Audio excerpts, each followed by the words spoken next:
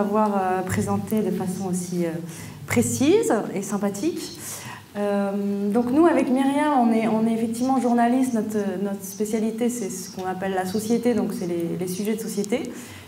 J'explique juste un peu comment on en est venu à faire ce livre, puisque ça a un lien avec ce qu'on fait aussi aujourd'hui. On travaillait donc dans un féminin qui s'appelle Bi, qui existe toujours, et on travaillait sur des sujets qui concernaient les jeunes.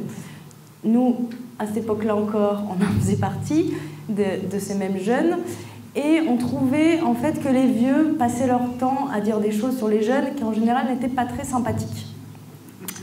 On trouvait que c'était totalement injuste, faux, et on a décidé de prendre en fait la dizaine de clichés qu'on entendait le plus souvent sur les jeunes pour les démonter un par un avec une démarche donc journalistique, en se mettant également en scène dans le livre, parce que nous on fait partie de cette génération.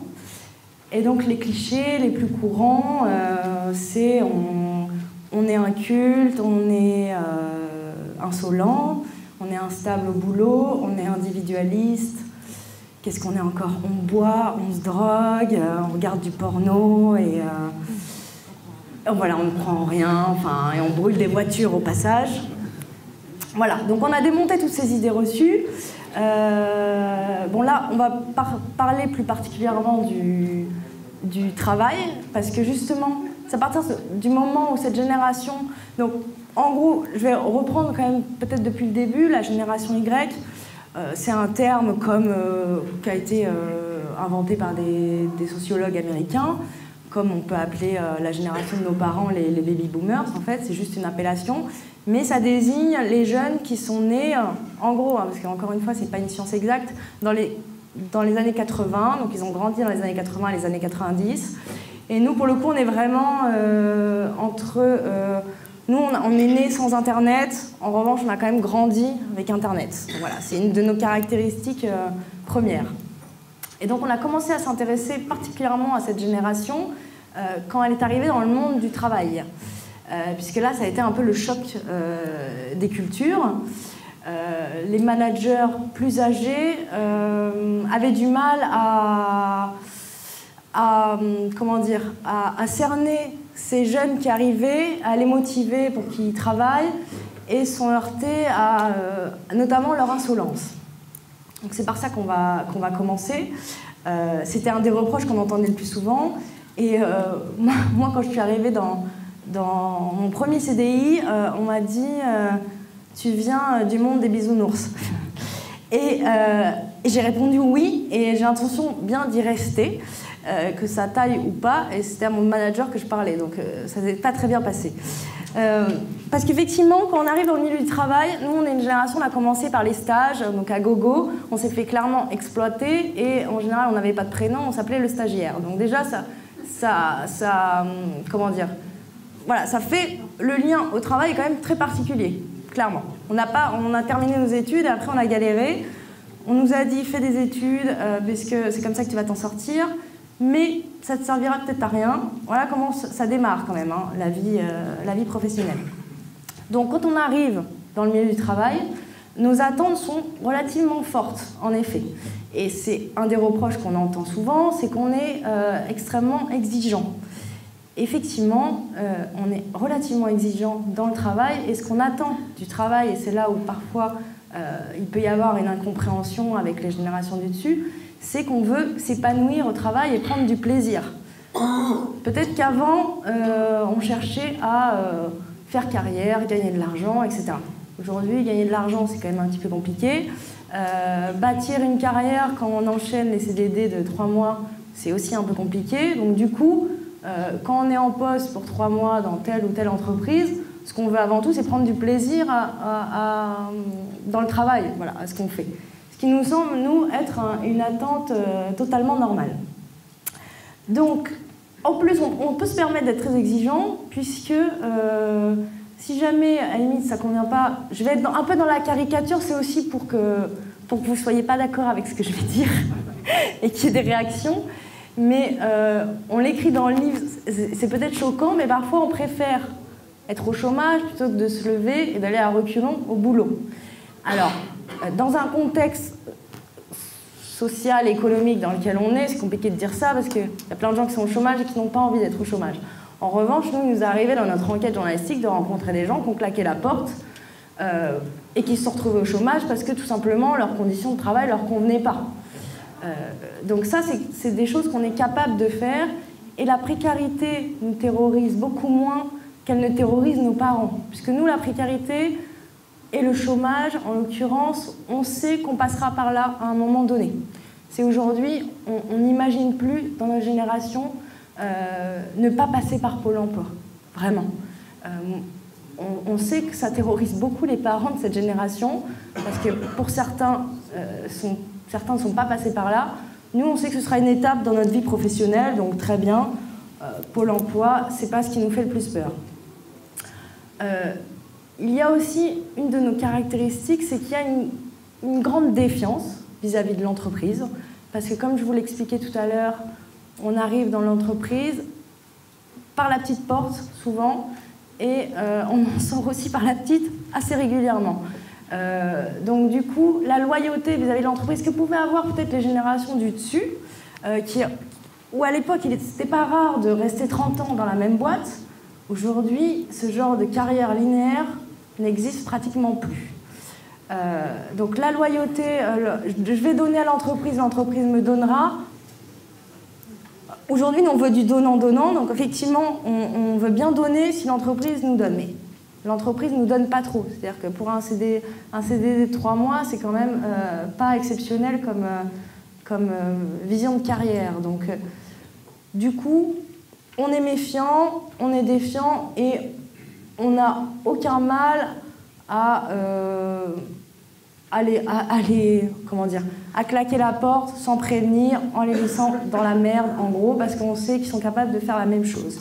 Et en plus, on fait partie d'une génération où la crise, tout ça, vous savez, ça a commencé, et on a vu plein de gens de notre entourage, ça peut être nos parents, se faire jeter comme des vieilles chaussettes de l'entreprise. Donc, bon, l'entreprise et nous, c'est une espèce d'amour-haine. Et ça engendre peut-être d'ailleurs une autre de nos caractéristiques, puisque ce manque cette précarité et cette défiance de l'institution, on essaie peut-être parfois de la compenser par une certaine sécurité affective, et ça aussi, ça peut être mal perçu par les managers de génération du dessus, où la bonne ambiance au boulot est quelque chose de relativement important pour cette génération-là. Ce qui, pour les plus âgés, semble totalement un détail.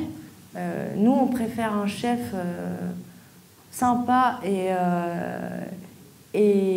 comment dire, et pas très autoritaire, quitte à ce qu'il soit pas très bon, à la limite. Non, mais c'est vrai. On en parlera après de ça, mais le potentiel sympathie des managers est très important.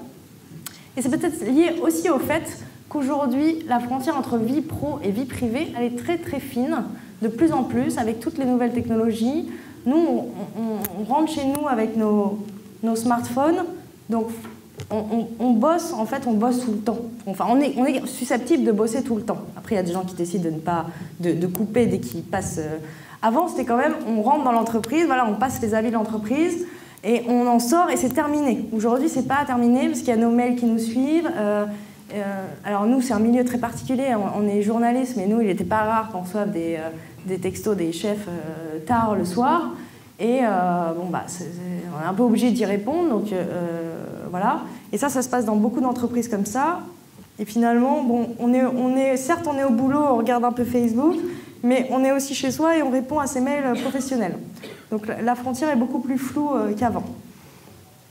Et une autre de nos caractéristiques, et ça je pense que ça va vous parler si vous travaillez avec des gens de notre génération, c'est qu'on a du mal à ne pas discuter l'autorité. Alors c'est pour ça qu'on nous appelle la génération Why, la génération pourquoi. On veut savoir pourquoi on fait quelque chose, pourquoi on doit le faire de cette façon. On pose des questions. Ce qui peut être perçu, à juste titre, comme une remise en cause de l'autorité de certains managers. Mais je pense qu'il il faut voir les choses autrement, c'est-à-dire qu'on essaie de mettre du sens dans ce qu'on fait, et effectivement, on n'a pas envie de faire les choses sans les comprendre, d'où c'est, pourquoi, et d'où c'est parfois ces discussions auxquelles les managers n'ont pas du tout envie de prendre part. Nous, on pense que c'est une erreur. Il faut être absolument dans l'explication de ce qu'on demande à ces jeunes générations. En tout cas, elles sont en demande de ça, et si on ne leur donne pas ça, on ne va pas bien les exploiter, j'allais dire. C'est une déformation de... On va pas bien les utiliser. Et il y a autre chose qui est très important, c'est qu'avec le web l'Internet, le grand Internet, nous a habitués à des relations horizontales, voilà, merci. Horizontales, c'est-à-dire qui mettent tout le monde sur le même plan. Donc on a un peu de mal avec la hiérarchie. Et ce qui est intéressant, c'est que la compétence du manager va primer sur son grade hiérarchique. C'est-à-dire que le mec peut être très très haut, si nous on estime qu'il est incompétent, on ne va pas l'écouter. En revanche, mais en même temps c'est intéressant, c'est remettre au cœur du travail la compétence et non pas la hiérarchie. Moi je trouve ça plutôt intelligent, comme logique. Après il y a des managers aussi qui ont du mal avec ça. Et ça, avec Myriam, on a développé une thèse dans le livre qui est peut-être pas exacte, hein, qui est vraiment... on s'est demandé justement pourquoi, et on s'est dit qu'on avait été élevés différemment aussi, au sein de la famille. Nous, on fait partie d'une génération, donc nous, nos parents, c'est des baby boomers, donc c'est une génération qui a commencé à divorcer en masse. Hein, le divorce s'est démocratisé dans les années 90. Avant, c'était une honte, socialement, c'était difficilement accepté. Aujourd'hui, à notre âge, c'est très rare d'avoir des parents encore ensemble. Hein. On est une génération de parents divorcés. Et donc, on a vite compris l'avantage d'avoir des parents divorcés, même si ça a beaucoup d'inconvénients, et on en parlait avec Bernard tout à l'heure. Mais c'est la négociation permanente. C'est-à-dire que nous, on est la génération Dolto. Nos parents ont lu Dolto et l'ont pris quand même pas mal au pied de la lettre. Et c'est-à-dire qu'ils nous ont mis bien au centre de la famille, mais tellement au centre qu'on avait l'impression de n'être que... Voilà, on était un peu l'enfant roi, tout ça, tout le monde en a entendu parler. Bon, c'est pas pour autant que c'était tous les jours facile, hein, attention, c'est pas ce que je dis. Mais en revanche, on a été exhortés à discuter, à dire ce qu'on pensait, à être considérés comme une véritable personne dès notre plus jeune âge, tout ça, c'est très bien. Donc ça a permis de donner notre avis tout le temps sur tout et rien. D'être constamment dans les négociations, parce que quand on vit une semaine chez papa, une semaine chez maman, eh ben c'est très facile de faire jouer le « Ah, chez maman je peux faire ça, chez papa je peux faire ça », bref. Donc le non n'existait pas, en tout cas il était pour nous toujours négociable. Et du coup, je pense que dans l'entreprise, on peut être amené à comment dire, je cherche le mot, à reproduire ce modèle-là. Et évidemment, les managers ne sont pas là pour être nos parents, donc ça peut poser aussi quelques problèmes. Sur ce, je crois que je vais laisser la parole à Myriam, qui va nous parler de notre instabilité au travail. Voilà, l'autre grand reproche que nous, on s'est employé à démonter, mais les grands reproches qu'on entend beaucoup dans l'entreprise, c'est qu'on est insolent et qu'on est instable. Donc Julia vient d'expliquer un peu ce qui se cachait derrière cette insolence, qui n'en était pas toujours une. Moi, du coup, je vais vous parler assez rapidement, après je laisserai la parole à Bernard. Oui, donc je vais vous parler de cette génération de zappeurs qu'on est censé être. C'est quelque chose qu'on entend énormément dans les médias, dans notre vie quotidienne, qui a un fond de vérité. Donc Julia l'a évoqué tout à l'heure. On le rappelle toujours que notre carrière à nous, donc a commencé dans les années 2000 en gros, a commencé par des stages à répétition. La génération d'avant, et même nous quand on était au lycée, pour nous les stages c'était quelque chose qui venait couronner des études. On en faisait 1 ou 2 pour acquérir une petite expérience. Mais c'était quelque chose de... Voilà, c'était vraiment... Ça faisait partie du cursus étudiant et basta. Nous, au moment où on a commencé à travailler, donc dans les années 2000-2010, le stage est vraiment devenu un job à part entière. Vous le savez tous, il n'y a plus une entreprise maintenant qui n'a pas des stagiaires à l'année, qui se succèdent les uns aux autres. Et du coup, notre premier contact avec l'entreprise, c'est souvent un stage, voire plusieurs. Et c'est important de comprendre ça, je pense, pour bien comprendre la mentalité des salariés Y, c'est de voir que notre premier contact avec l'entreprise se fait en mode j'arrive, je ne fais que passer, je sais que j'ai très très peu de chances de rester, je ne suis pas payée ou indemnisée 300 €, 400 € par mois. Et puis jusqu'à la veille, jusqu'à la dernière minute de mon stage, je ne sais même pas si on va me garder. Donc on développe effectivement ce rapport de défiance à l'entreprise et surtout cette faculté à être tout le temps à l'affût d'une autre opportunité, parce que si notre boss nous dit bon bah ton stage, il n'y aura pas de job, il n'y a pas d'argent, il n'y a pas de poste, etc. Il faut être un peu débrouillard pour rebondir, en trouver un autre, trouver un job, etc. Donc c'est vraiment comme ça qu'on commence notre carrière, et c'est vrai que c'est un peu de pire en pire, même si c'est un peu encadré maintenant les stages, c'est vraiment devenu... le stagiaire est vraiment devenu l'employé au rabais des entreprises, et ce sont souvent des gens très compétents, très diplômés, très motivés, parce qu'on est en début de carrière, on a envie d'en découdre, on a fait plein d'études, on est quand même une génération qui fait des études longues, et on arrive, voilà, on est la main-d'œuvre pas chère. Du coup, c'est quelque chose qu'on aura tendance à reproduire après une fois qu'on est en poste, surtout que quand même nos premiers jobs sont souvent des CDD. 80% des embauches maintenant, l'année dernière, se sont faites en CDD. Donc les nôtres encore plus, les premiers jobs sont quasiment tout le temps en CDD. Et du coup, on développe, je pense, que ça fait vraiment partie de notre ADN maintenant dans le rapport à l'entreprise, de penser à court terme. Le maximum, enfin voilà, ça va être des périodes de 6 mois, 1 an. Si par miracle on a des CDI, ce qui quand même finit par arriver vers l'âge de 28 ans, donc quand même c'est pas tout de suite. On a tendance quand même à du coup envisager nos postes sur des durées de 2-3 ans maximum. Ça, c'est quelque chose qui nous est beaucoup reproché, c'est quelque chose qui revient énormément quand on parle à des managers ou à des entreprises, mais pourquoi on n'arrive pas à les garder ? Je pense vraiment que c'est à relier à notre première approche de l'entreprise. Et nous, plutôt que de dire bon, bah, c'est horrible, tout le monde veut s'en aller au bout de 2 ans, on a tendance à dire que ça peut être une source d'énergie pour l'entreprise, que si on veut garder ses salariés, en effet, c'est bien de les faire bouger de poste tous les 2 ans, mais on peut les faire bouger en interne sans qu'ils s'en aillent nécessairement ailleurs. En tout cas, c'est sûr qu'on a cette espèce de bougeotte à relier au stage, à relier au fait que... on va y revenir, mais qu'on est une génération qui voyage beaucoup. On a la génération Erasmus. On a une espèce de mobilité à laquelle on a été formé depuis très jeune, qui est, je pense, enfin, on pense, nous, que c'est vraiment un atout à exploiter plutôt que de voir le côté négatif d'une génération de zappeurs. Je vais revenir un peu sur le côté mobile. Mais du coup, voilà, ce qualificatif de zapping, nous, on préfère le remplacer par un adjectif plus positif qui serait celui de adaptable, flexible. Alors flexible, ça veut dire aussi exploitable, hein, mais c'est vrai que la grande qualité de cette jeune génération de salariés, c'est d'être très adaptable et d'apprendre sur le tas. S'il y a des choses qu'on ne sait pas faire, eh ben, on se débrouille pour les apprendre. On est vraiment en demande. Voilà, je pense que Julia l'a dit tout à l'heure, on accède à l'emploi assez tardivement après avoir beaucoup galéré. Donc en général, quand on arrive en poste, on est content. Et s'il faut apprendre des trucs qu'on ne sait pas faire, eh ben on les apprend. On n'est pas trop du genre à dire « ah bah ça je sais pas, non bah ça je veux pas faire ». Notre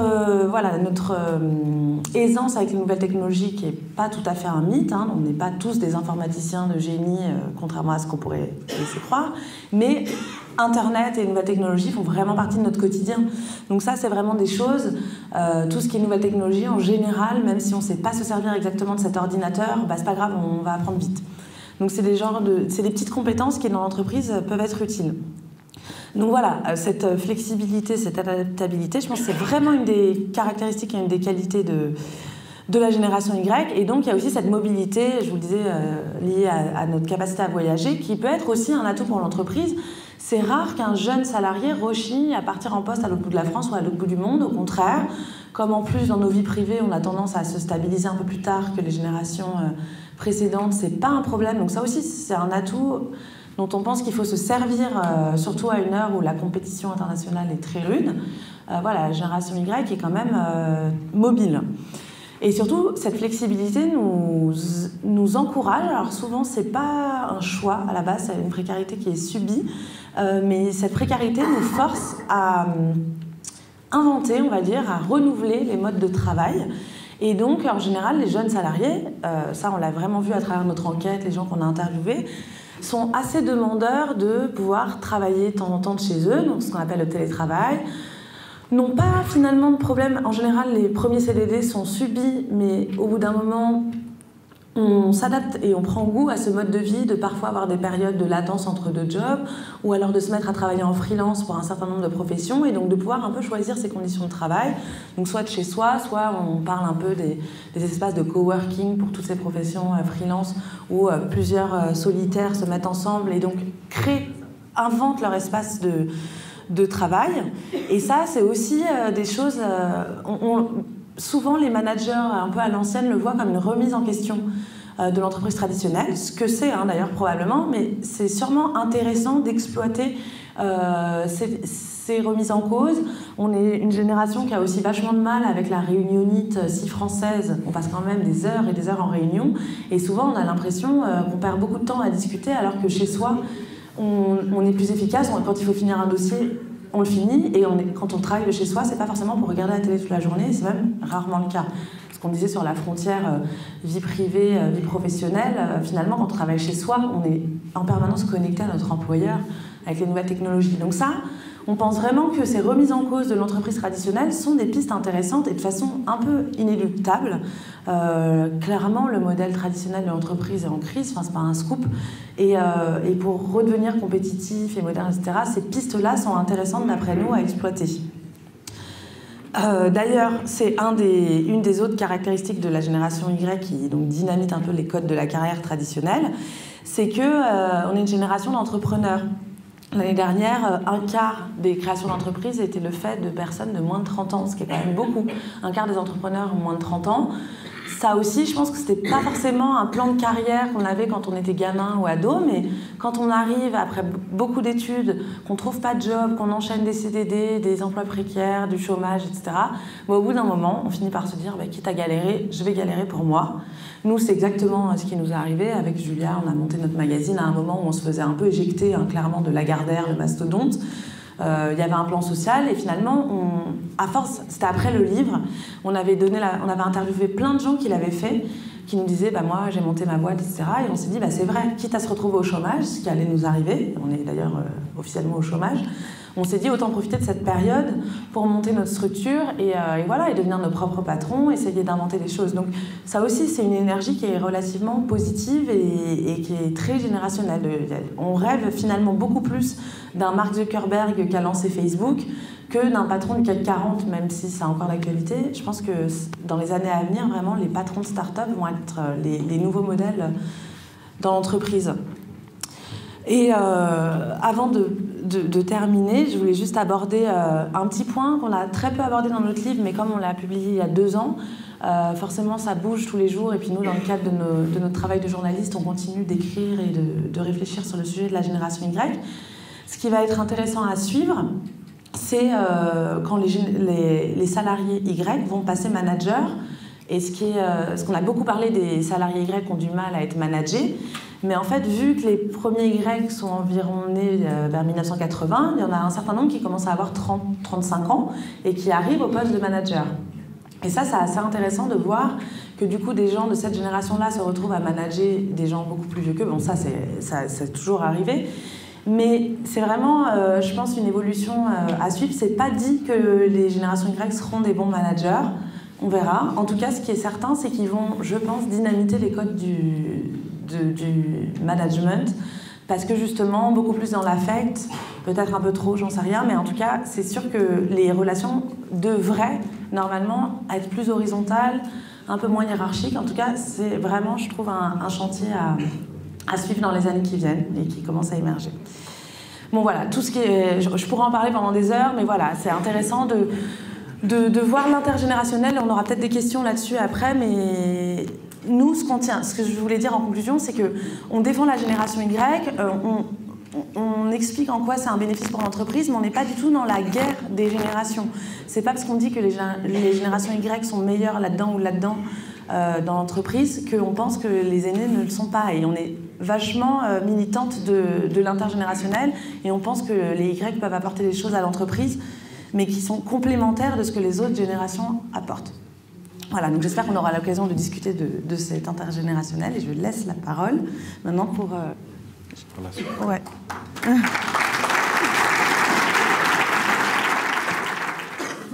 Bonjour à ceux que je n'ai pas encore salués. Alors, d'abord, mes excuses parce qu'on a eu peu de temps pour se coordonner, donc on va essayer de ne pas se répéter et de dire des choses différentes.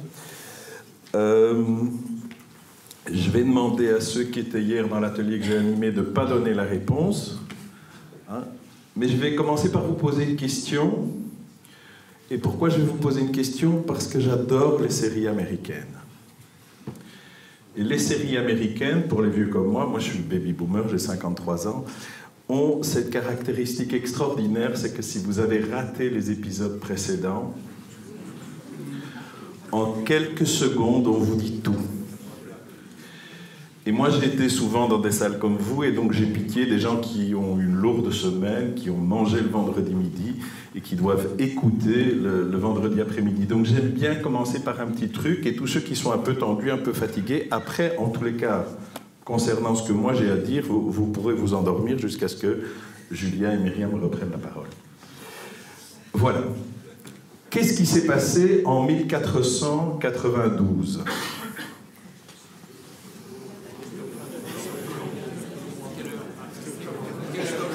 Voilà.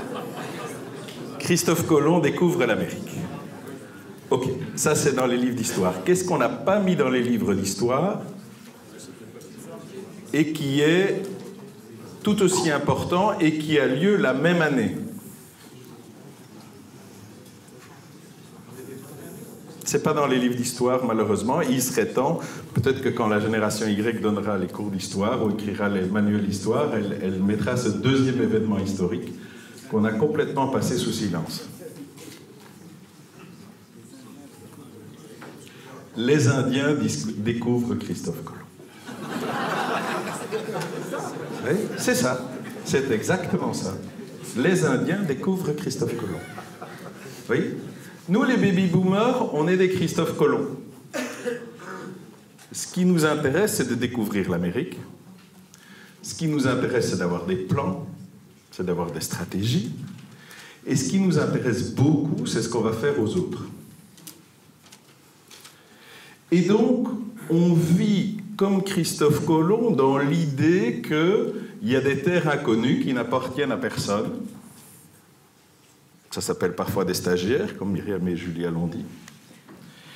Et qu'au fond, on va y mettre la civilisation pour produire. Parce que la chose importante, c'est la trace que nous, on va laisser chez eux. Et la chose qu'on oublie, c'est que les Indiens ont un avis sur nous. Et au fond, ce que la génération Y apporte, si vous retenez ça, je pense que du point de vue de tout ce que je vais dire dans la demi-heure qu'on m'a laissée, vous saurez l'essentiel, c'est que l'avis des Indiens sur Christophe Colomb est aussi important que l'avis de Christophe Colomb sur les Indiens. Donc la question n'est pas de savoir qui a raison. La question, c'est que les Indiens ont un avis sur Christophe Colomb. Et qu'aujourd'hui, si vous êtes professeur et que vous voulez enseigner un jeune et que vous ne savez pas ce qu'il pense de vous, c'est mal barré.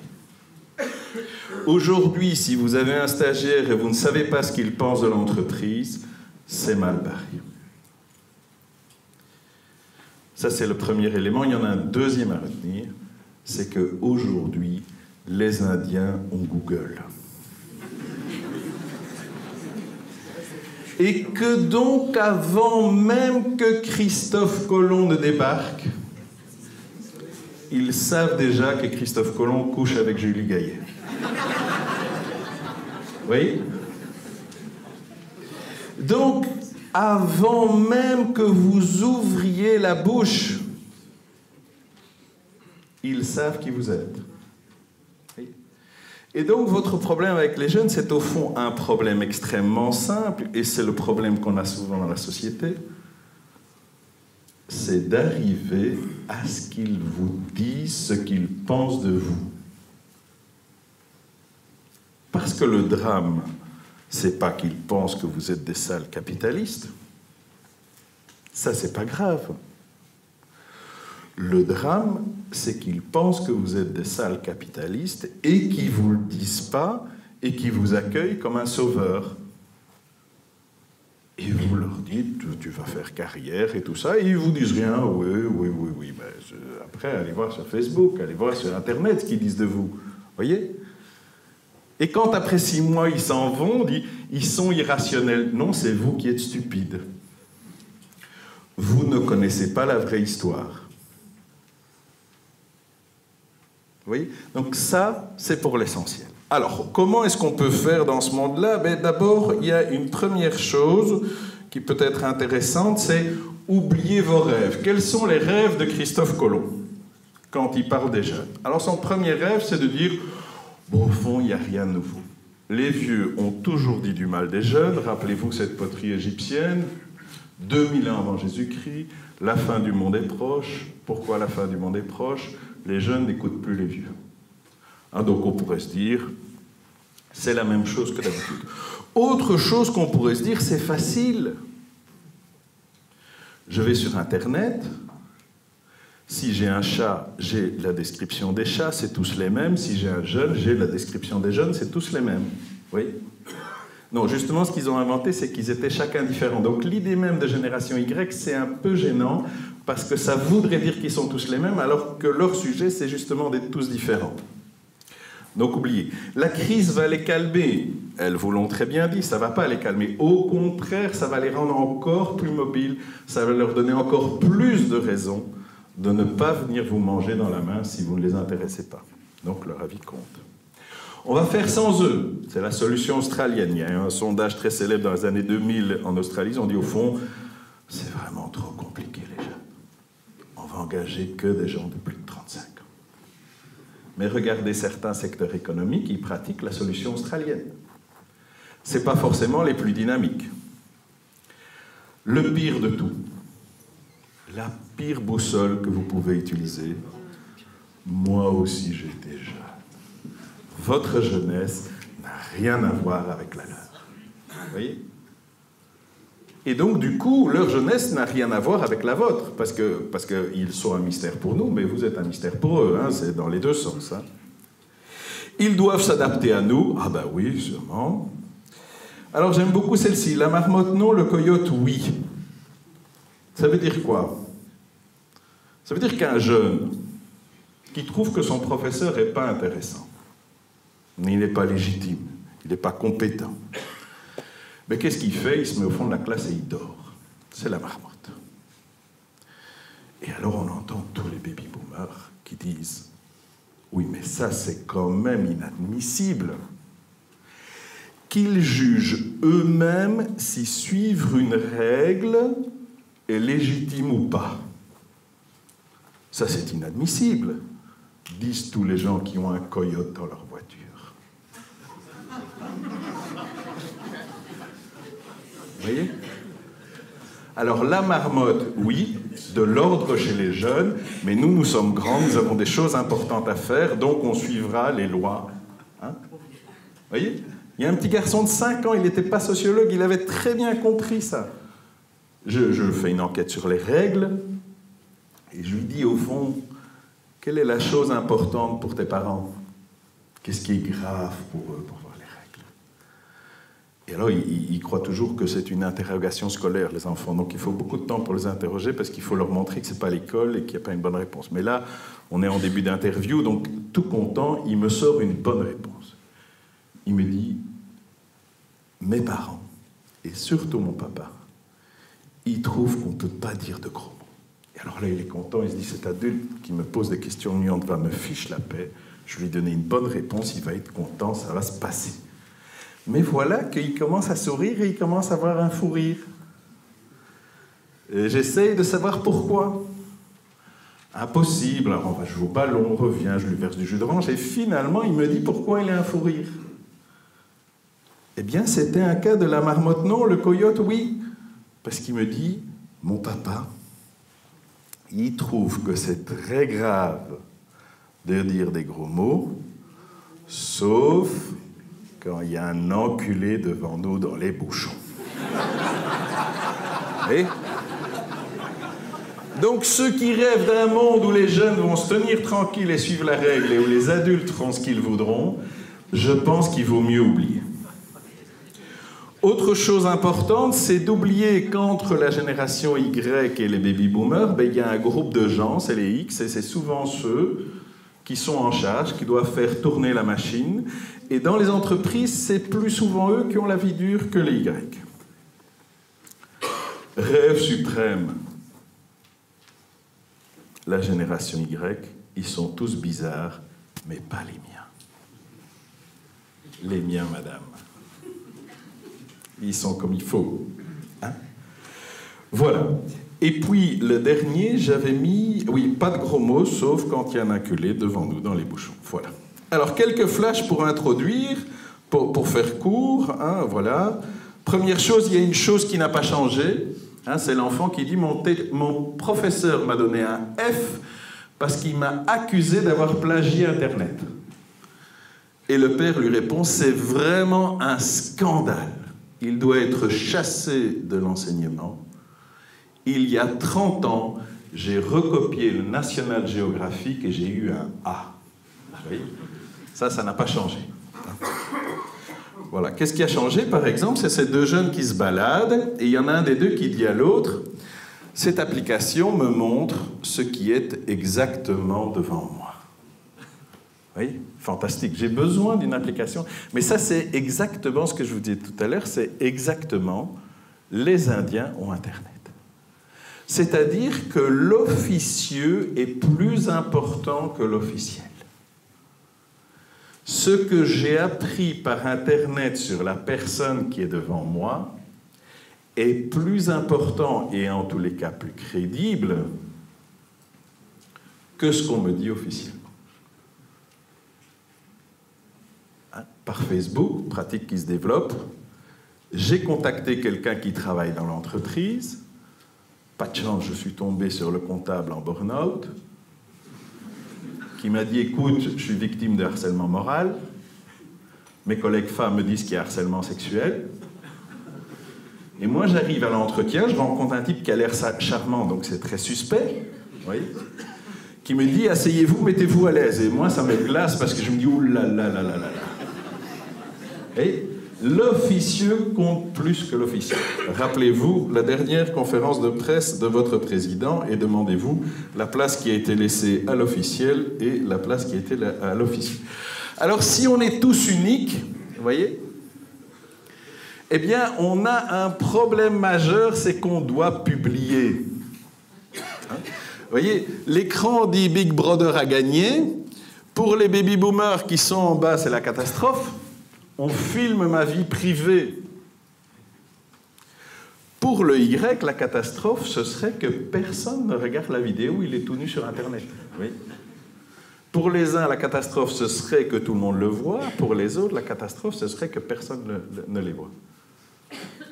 Oui. Dans un club APM, récemment, on avait invité des jeunes.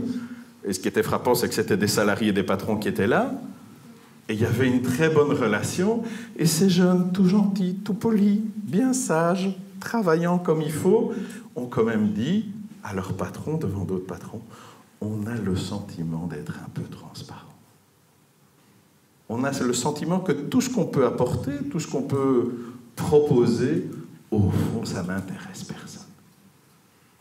Vous voyez, il y avait le dirigeant d'Argilus qui était là, à l'Université des entrepreneurs vendéens, et il disait la même chose. Il dit, moi je sais faire du béton en terre, mais j'ai l'impression que ça n'intéresse personne. Vous voyez ce que nous on pourrait apporter, et donc il faut se manifester, il faut publier. Alors voilà, du coup, nous, on est souvent en contradiction avec nous-mêmes. Ce professeur, il dit, j'espère, j'attends de vous que vous soyez indépendants, innovatifs, critiques, exactement de la manière dont je vous ai dit de l'être. Oui, ça c'est quand même un rôle où on est souvent. Hein. Soyez fous exactement comme on veut que vous soyez fous. Hein. Mais le monde d'aujourd'hui, c'est que les Indiens ont Internet, et donc ça ressemble plutôt à ceci. C'est l'élève qui dit à son professeur, étant donné l'article que j'ai écrit sur moi-même sur Wikipédia, je suis destiné à être un des hommes les plus intelligents du monde, et donc il serait temps que vous adaptiez les cotes. Vous voyez? Parce que l'article sur Wikipédia qui parle de moi, c'est moi qui l'écris. Voilà. Et alors, elle est un peu dure, mais je l'aime bien, parce que c'est quand même la question du sens. Et avant de vous la présenter, je vais quand même vous dire que j'ai interrogé 60 enfants, c'était des Belges, et donc, voilà, on fait ce qu'on peut, hein. Et je leur ai demandé, le sujet de l'enquête, c'était « Quand est-ce que vous vous sentez bien ?» Oui. Alors, ils se sentent bien quand il y a du soleil, enfin, il y a une série de choses qui sont assez évidentes, mais ce qui vient troubler leur bien-être, c'est quand même une bonne part des 60. Il faut dire que les 60, je les ai vus chacun 3 fois pendant 2 heures, pour éviter ce que je vous disais, c'est-à-dire qu'ils croient que c'est une interrogation scolaire, et que par des dessins, par des jeux et tout ça, ils nous disent effectivement quand ils se sentaient bien. Il y a quand même quelque chose qui les inquiète terriblement. C'est qu'à peu près tous les adultes qu'ils rencontrent, tous les journaux qu'ils ouvrent, toutes les émissions télé qu'ils regardent, leur disent « Si on continue comme ça, la planète est foutue ». Et donc ces enfants de 7 ou 8 ans qui ont vu et entendu ça, parce qu'ils ont vu des ours blancs crever sur la banquise dans des reportages, vous voyez, donc ils savent très bien de quoi il s'agit. Ils disent « C'est quand même bizarre que tous les adultes nous disent que si on continue comme ça, on va à la catastrophe, et qu'ils ne changent rien. » Vous voyez ? Donc la vie des Indiens, c'est parfois intéressant de dire ceux qui sont en charge nous disent qu'il y a là un problème majeur et ne font rien pour le résoudre. Et donc, pour introduire cette idée, j'ai trouvé un petit dessin. Il est un peu dur, je vous le concède, surtout à la fin d'une université des entrepreneurs, mais bon voilà, je le soumets à votre réflexion. C'est donc un homme d'affaires. On est dans un monde post-atomique, post-fin de l'environnement, etc. Hein ? Et il dit aux enfants qui sont là, qui l'écoutent, il dit « Bien sûr, la planète a été détruite.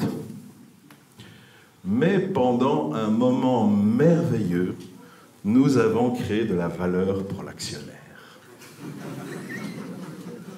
Voyez ? Alors, quand on les accueille en disant « Chez nous, l'essentiel, c'est le capital humain », il faut se dire qu'ils ont Google pour vérifier avant de continuer à causer. Voilà, c'est tout ce que je voulais dire en introduction. Alors, vous êtes prêt, Bernard? Je peux se tutoyer. Moi, j'avais envie de rebondir. Vas-y. Sur cette conclusion, qui je pense est un vrai sujet, les enjeux de la planète, etc., et le fait qu'on ne fait rien. Et c'est dans une réflexion un peu plus globale, je trouve que je sais pas ce que vous en pensez, mais que ce qui se joue finalement dans l'entreprise, ce choc des cultures, c'est aussi un choc des cultures qu'il y a plus globalement dans la société. Et nous, c'est une réflexion qu'on a eue en écrivant le livre, et puis depuis sur tous les sujets sur lesquels on travaille.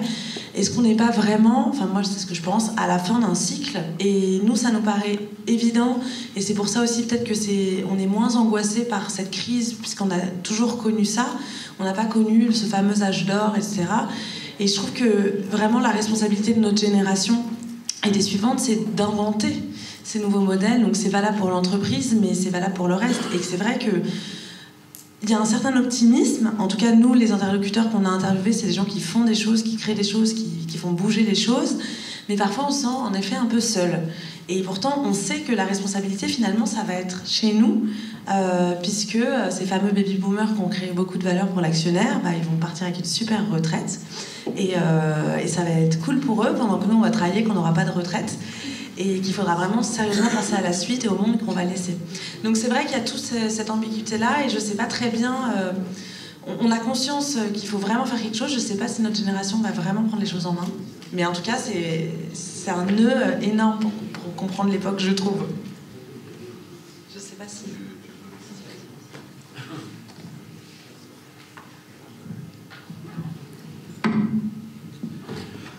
Ben oui, mais moi en fait j'avais plutôt une question, parce que j'ai envie de profiter de ce que vous êtes là pour vous poser des questions. Moi, en tous les cas, ce qui me frappe par rapport à ça, et j'aurais vraiment voulu que vous nous donniez votre avis là-dessus, c'est que quand je me balade sur le terrain, je vois à peu près partout la même chose, c'est-à-dire qu'à la marge des systèmes, il y a des individus qui inventent des choses nouvelles et des choses extraordinaires. Et par contre, au cœur des systèmes, il y a des individus qui bloquent le changement. Le système scolaire est un exemple fantastique si vous vous baladez dans une école, vous allez forcément tomber sur quelques professeurs qui ont inventé une façon fantastique d'enseigner, de motiver les enfants, d'expliquer des choses complexes, mais en même temps, vous allez voir un système qui ne bouge pas. Et donc, moi, j'avais envie de dire comment est-ce que vous prendriez ce problème, de dire comment on va faire pour mettre plus en valeur ce qu'on est en train d'inventer, parce qu'on invente plein de choses dans le monde d'aujourd'hui, et moins se déprimer pour ce qu'on est en train de perdre, parce qu'objectivement aussi, il y a un certain nombre de choses qui se perdent ou qui se réinventent, mais qui donc sont en tous les cas perdues sous leur ancienne forme. Oui, en effet, moi, je vais rebondir sur ce que tu disais au début, sur effectivement, c'est les gens souvent qui sont à la marge, qui sont obligés de faire preuve de créativité et de réinventer. Et Myriam le disait tout à l'heure, c'est-à-dire que si... Je vais prendre un autre exemple parce qu'on est en plein dedans dans la création d'entreprise, mais moi, si on m'avait assuré un CDI sur 15 ans avec 5 000 € à la fin du mois, je vous dis pas que je me serais mise dans la merde à ce point comme en ce moment pour créer ma boîte et que je bosserais 24 sur 24. Je le ferais certainement pas. Je suis honnête. Et je pense qu'effectivement, être dans des situations précaires pousse à la créativité, puisque quitte à pas gagner d'argent et à galérer, autant savoir pourquoi on se lève le matin et pas aller travailler dans un truc qui nous fait chier. On travaille pour nous, uniquement pour nous. Donc on sait pourquoi on se lève le matin, même si on gagne pas l'argent. Donc je pense être dans ces situations-là pousse nécessairement à prendre des risques. Et pour ce qui est des gens qui sont au cœur du système et qui ne cherchent pas à le changer, c'est justement parce qu'ils sont au cœur du système, à mon avis. Et que du coup, surtout en France, je pense qu'avec le changement, on a énormément de mal. C'est-à-dire que les gens n'aiment pas qu'on bouge leurs habitudes, n'aiment pas que les choses changent. Alors que là, aujourd'hui, comme le disait Myriam, on est vraiment au bout d'un système, et notamment d'un système économique. Il faut le repenser, qu'il faut, quitte à se planter et à prendre de mauvaises voies, mais au moins il faut tester ces voies-là. Parce que de toute façon, avec cet immobilisme, on finira par en crever. Donc je pense qu'il faut effectivement prendre les choses en main et tester de nouvelles choses. Et notamment dans le travail. Puisque de toute façon, la société a évolué, le contexte socio-économique évolue aussi, plutôt mal ces derniers temps. Faut qu'on s'y adapte. Et aujourd'hui, il y a beaucoup de gens qui s'y adaptent pas du tout. Et alors, je rebondis, mais il y a un autre, une autre petite musique assez lancinante ces derniers temps qui nous énerve pas mal. C'est l'idée que donc voilà, c'est la crise, c'est l'enfer en France et c'est mieux ailleurs. Alors c'est vrai, moi j'aime beaucoup voyager. Il y a plein de pays où je me verrais bien vivre, où je trouve qu'il y a plus d'énergie, plus de dynamisme, etc. Mais cette petite musique puisque c'est nul en France, barrez-vous. Il y a eu une tribune qui avait fait pas mal parler d'elle, qui s'appelait Barrez-vous, lancée par 3 personnalités trentenaires. Et en fait, c'est vrai que quand on y réfléchit, au début, moi j'avais trouvé ça assez séduisant, puisque moi-même j'avais réfléchi à aller m'installer à l'étranger. Et en fait, quand j'y pense, je me dis, mais non, au contraire, ok, c'est difficile, ok, on est à la fin d'un système, mais justement, c'est maintenant qu'il faut inventer des choses, et c'est pas là-bas, c'est ici. La France n'est pas du tout... alors, il y a beaucoup d'immobilisme, beaucoup d'angoisse. On est un des pays les plus dépressifs du monde, très angoissé sur notre avenir. Mais il y a aussi beaucoup de potentiel et beaucoup de structures. Enfin, on est un pays riche, on est un pays quand même assez dynamique. Et c'est vrai que plus j'avance dans la création d'entreprises, plus je croise des jeunes qui créent des entreprises, qui font des choses, et plus je me dis, mais c'est faux que c'est mieux ailleurs. Il se passe beaucoup de choses en France. Il y a une jeunesse quand même qui est là, qui invente, qui crée, mais par contre, on la voit pas beaucoup.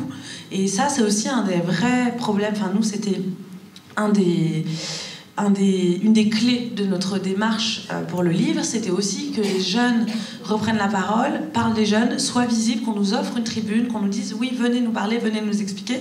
Parce que globalement, les jeunes en France, on les voit quand même pas beaucoup, puisque globalement, un jeune salarié est quelqu'un de 40 ans. À 40 ans, on dit qu'on est un jeune salarié en politique. C'est très frappant qu'un jeune politique à 45 ans.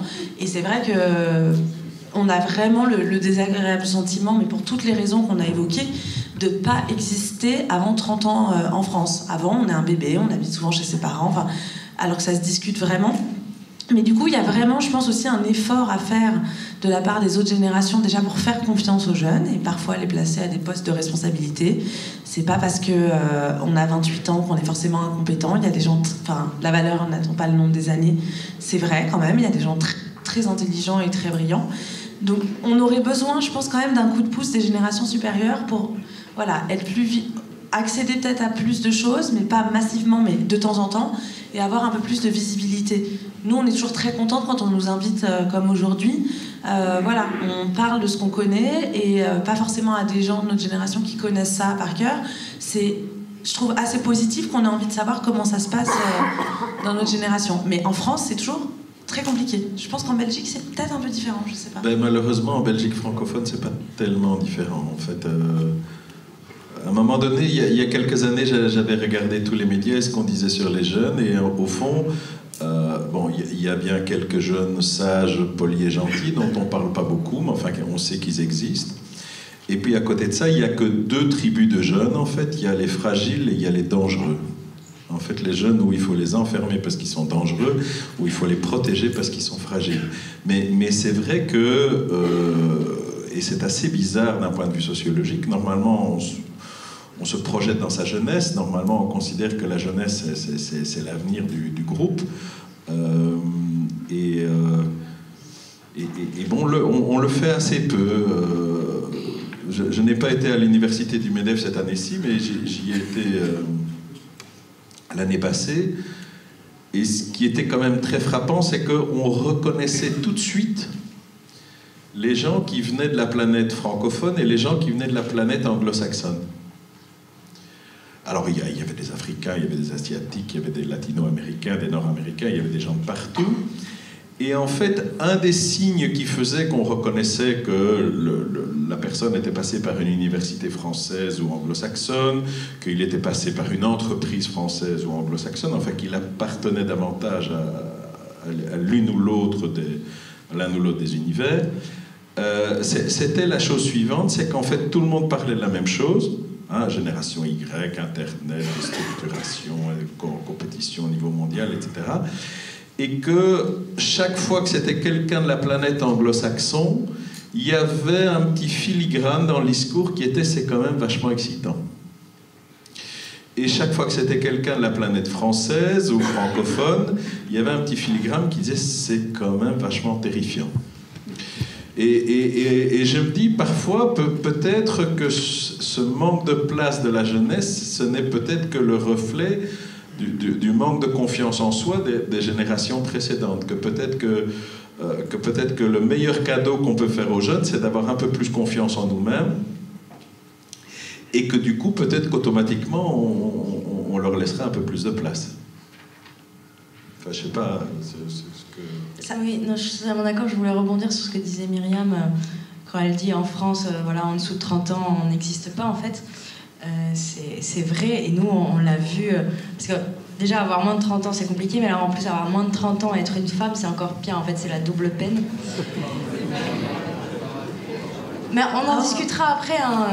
Nous on a eu ça, on vit ça au quotidien, et on a créé un journal qui est justement très engagé pour les femmes, parce qu'on voit les inégalités au quotidien, et que ce soit les écarts de salaire, le manque de femmes au poste de direction, au poste à responsabilité, et notamment dans beaucoup de milieux, mais dans le milieu des médias, c'est absolument criant. On en parlera tout à l'heure, parce que justement, je pense que les inégalités se creusent à partir du moment où on rentre dans le milieu professionnel, en tant que femme. Et nous, ça nous est arrivé une fois, on était invités à Europe 1, et donc on arrive, toutes les deux, on rentre dans le studio. où il y avait le producteur qui était là, donc qui était un homme et un vieux, et qui nous a dit, on nous dit bonjour, on était prêtes à se présenter, et qui nous a dit « Ah non, vous sortez, non, là les stagiaires, il y en a trop là dans le studio, vous sortez. » Il a changé de gueule quand il a vu qu'on rentrait dans le studio. Donc pour là, être interviewé. moi j'ai dit à ma mère, tu sais quoi, on va vraiment rentrer parce qu'on est dimanche, on a envie d'aller se coucher, qu'il est trop tôt, et on va les laisser dans la merde pour leur émission. Bon, on l'a pas fait parce qu'on est raisonnable et sympathique, mais vraiment c'était tentant. Et ce genre de choses nous est arrivé plusieurs fois parce que plein de fois, en fait, les gens, quand ils ont pas, justement ceux qui n'ont pas Google et qui nous rencontrent, en fait, ils croient qu'on est vieille, donc en fait, ils pensent que c'est pas nous. Moi, ça m'est arrivé une fois, j'ai fait une conférence. Et il y a une femme, en fait, elle m'a tourné autour pendant 20 minutes parce que, bon, bah, je dois avoir l'air d'avoir 21 ans à peu près. Et du coup, elle pensait que c'était pas moi.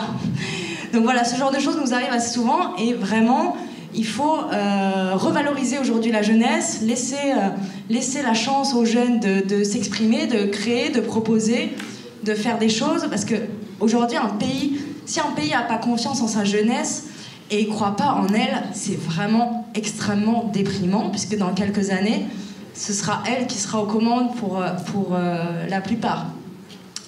Justement, les chiffres sont assez impressionnants, puisque en 2025, c'est 75% des collaborateurs dans le monde qui seront de cette génération-là. Donc il faudra leur avoir fait une place, et une jolie place, et leur avoir laissé leur faire confiance, en fait. Je voulais aussi rebondir sur ce que tu viens de dire et ce que tu viens de dire juste avant, sur en effet ce décalage entre les générations. C'est une politologue, Anne Muxel, qu'on a interviewée sur le rapport des jeunes à la politique pour notre livre, et qui a pointé cette idée que je trouve en fait très intéressante. Elle dit, en dehors du fait que nous on l'a écrit en long, en large, en travers, et qu'elle était d'accord avec cette idée qu'on n'est pas si déprimé que ça, on est juste réaliste à notre génération. Et elle disait, en fait, quand on regarde, quand on étudie bien, on dit que cette génération est désenchantée, mais c'est pas vrai. C'est la génération de ses parents qui, elle, a cru. C'était la génération des baby-boomers des années 70, les 30 glorieuses, et qui, elle, a bien déchanté parce que, voilà, tous les gens qui faisaient la révolution en mai 68, maintenant jouent au golf et partent en vacances, profiter de leur retraite. Enfin, c'est elle, la génération qui a désenchanté.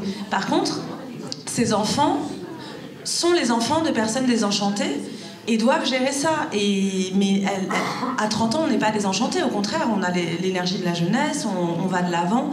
Et en plus, le fait d'être des enfants de la crise fait qu'on est assez pragmatique et réaliste, mais ça ne veut pas dire pour autant qu'on est désenchanté. Et ça, c'était intéressant. Encore une fois, c'est pas nous qui l'avons pointé, c'est cette politologue-là. Et du coup, il faut quand même faire avec. Il faut arriver avec ce désenchantement ambiant. Voilà. Une des recherches les plus interpellantes que moi j'ai vues ces derniers mois, qui a été faite dans pas mal de pays, notamment sur la génération Y, c'est le constat qu'en fait, ils sont optimistes et pessimistes. Et ils sont pessimistes à propos de quoi? Ils sont pessimistes à propos de ce qu'on pourrait appeler le système. C'est-à-dire, ils sont convaincus que ce système, aujourd'hui, ne tiendra pas. Mais pour eux-mêmes, ils sont plutôt optimistes. Vous voyez? Et ça m'amène à quelque chose que j'aimerais bien peut-être que vous commentiez. Moi, j'ai l'impression que souvent, un des malentendus, c'est que les baby-boomers, quand ils n'étaient pas d'accord, leur image, c'était mai 68, la révolte, la révolution. Quand on n'est pas d'accord, on crie, on casse tout, on le manifeste. Alors que moi, j'ai l'impression, quand j'entends des jeunes aujourd'hui, que quand on n'est pas d'accord, on se retire, en fait. On s'en va, on va ailleurs. Et que donc, ça donne une fausse impression pour les gens plus âgés qui ont d'autres codes. Si on n'est pas d'accord, on le dit, on affronte, on essaye, on cherche la confrontation et on essaye d'avoir raison pour imposer son idée. Alors que, par exemple, quand j'interroge des professeurs, souvent ils me disent aujourd'hui, notre problème, ce n'est plus les élèves qui chahutent. Notre problème, c'est les élèves qui dorment. C'est-à-dire, ils se retirent du jeu. Ils disent, et dans le film, dans Utopics, hein, on voyait bien, c'est quand même interpellant. Ce sont des jeunes, c'est pas des jeunes ratés qui étaient au concours hier à l'Université des entrepreneurs. C'est les jeunes gentils qui en veulent. Hein, c'est Top Gun, c'est la crème de la crème de la crème qui participe à ce type de concours. Hein. Et donc, qu'est-ce qu'il nous montre? Et personne ne réagit. Il nous montre que je suis à l'école, ce qui est quand même dans notre imaginaire collectif le lieu de mon émancipation, le lieu où, grâce au savoir, je vais élargir mon univers, en principe. Et en fait, pour pouvoir élargir mon univers, il faut que je me déconnecte de l'école, que je ferme les yeux, que je m'endorme et que je rêve. Oui. Je trouve ça quand même, moi personnellement, très interpellant. Mais donc j'aimerais bien peut-être, j'avoue, j'ai feuilleté votre livre, mais je ne l'ai pas lu parce que voilà, je l'ai parmi les livres que je dois lire, mais à culpa. Voilà, et puis je ne savais pas qu'on allait intervenir ensemble puisque ce n'était pas prévu, sinon j'aurais pris le temps de le lire. Mais sur cette façon, au fond, de dire, quand on n'est pas d'accord, on va voir ailleurs, ou on crée autre chose, plutôt que de venir contester. Est-ce que... Voilà, vous pouvez éclairer un peu... Moi, je te laisse la parole après. Je pense qu'on est... Vous disiez optimiste et pessimiste. Je pense qu'on est surtout optimiste et pragmatique, ce qui n'est pas tout à fait la même chose. Et si un des slogans de mai 68 était soyons réalistes, demandons l'impossible, nous, le nôtre, ce serait plutôt soyons réalistes, demandons le possible. Et donc peut-être c'est... on se dit pas qu'on va changer le monde. Derrière, il y a des gens qui ont essayé avant et qui ont eu du mal. Et en tout cas, ce qu'on essaye de faire, et ce qu'on a pu observer en faisant cette enquête, c'est que les gens essayaient effectivement de changer les mentalités, mais à leur échelle, autour d'eux, et notamment pas mal d'entrepreneurs. En revanche, ils abandonnent l'idée de changer le système à plus grande échelle. Et peut-être que c'est aussi plein de... Ça a été vu aussi pas mal comme de l'individualisme qui est aujourd'hui pointé du doigt, alors que finalement l'individualisme peut avoir du bon. Mais justement, c'est peut-être toutes ces petites initiatives qui finalement un jour auront plus de poids parce que enfin, les 68 arts, on les a un peu taclés dans le livre, mais c'était bien gentil, parce qu'aujourd'hui, les 68 arts, ils payent l'ISF et ils ont des grosses piscines dans le sud, quand même. Et voilà, donc, je sais pas si c'était... Non. Et c'est fait exprès pour vous énerver. Et surtout, ils ne partent pas à la retraite, donc ils ne nous laissent pas la place dans l'entreprise. En plus, ils lâchent pas l'affaire. C'est vraiment... Eux, ils ont gagné sur tous les tableaux, à peu près. C'est pour ça qu'ils sont très agaçants. Mais avec leurs envies révolutionnaires, ont quelque peu, ont un peu baissé à partir du moment où ils ont commencé à gagner de l'argent, quoi. En gros. C'est bien, tu as réveillé tout le monde. Ouais. Non, si, je sais sur quoi c'est exprès, en fait, j'en ai vu quelques-uns qui dormaient. Je ne donnerai pas de nom. On en a 2-3 comme ça, là, on les garde. Vous allez être obligé d'écouter tout l'épisode, désolé. Non mais alors je rebondis aussi sur ce que disait Julia quand elle disait, et ce que je suis totalement d'accord, on bosse pour nous, mais c'est quelque chose parfois qu'on nous renvoie dans la gueule, qu'on serait une génération d'égoïstes, etc. Mais en fait quand on bosse pour nous, c'est exactement ce qu'elle disait à l'instant, on bosse pour une petite communauté et finalement c'est contrairement à ce qu'on peut entendre et lire beaucoup, on n'est pas du tout une génération d'égoïstes, au contraire, dans la galère on a plutôt tendance quand même à se serrer les coudes, mais on est quand même face à des questions de comment on va payer nos retraites, est-ce que la Sécu va encore durer?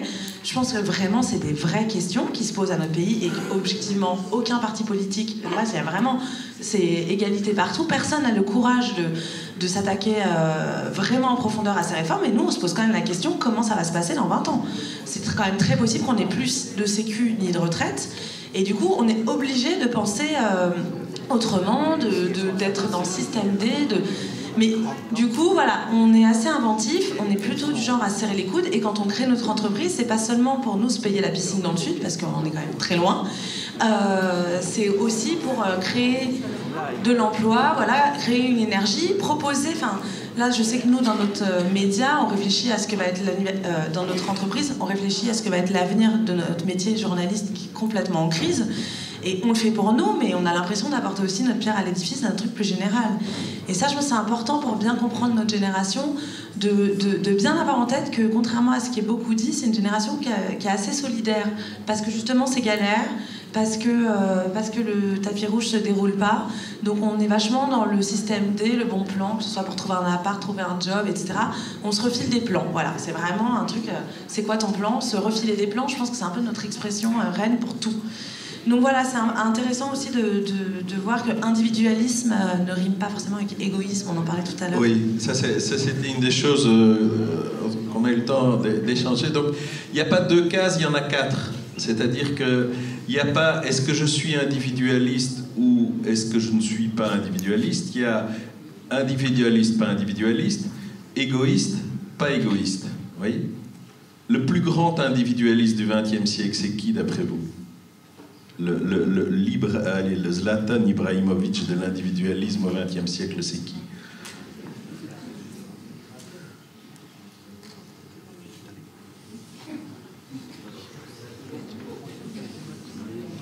Vous voyez pas? Sèche là, ou alors il dort, je sais pas. Je sais pas, voilà.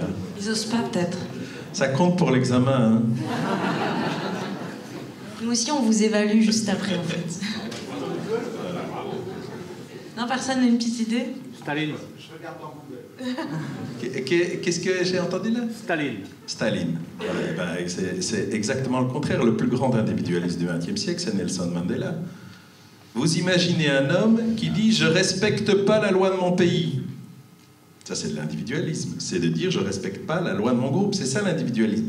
C'est celui qui dit « Je fais ma propre loi ». Et puis ensuite, il va dans un parti qui veut se venger et faire la guerre, et non content d'avoir trahi son pays, il trahit son parti. Il dit « Et je respecte pas la loi de mon parti veut se venger, veut la guerre, moi je veux la paix ». Donc c'est un individualisme au carré, et il est capable de maintenir son idée pendant 27 ans dans une prison. Vous voyez, ça c'est de l'individualisme. C'est pas forcément égoïsme.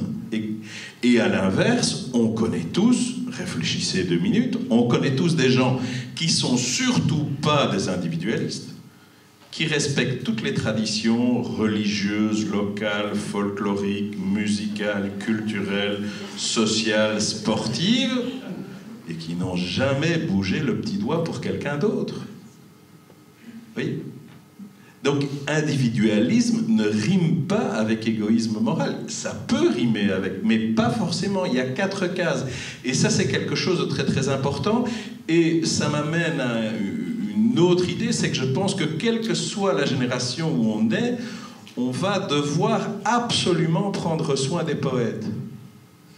Parce que je pense qu'on est dans un monde où une des difficultés majeures qu'on a, c'est que la plupart des choses qu'on vit, on n'a pas de mots pour les décrire.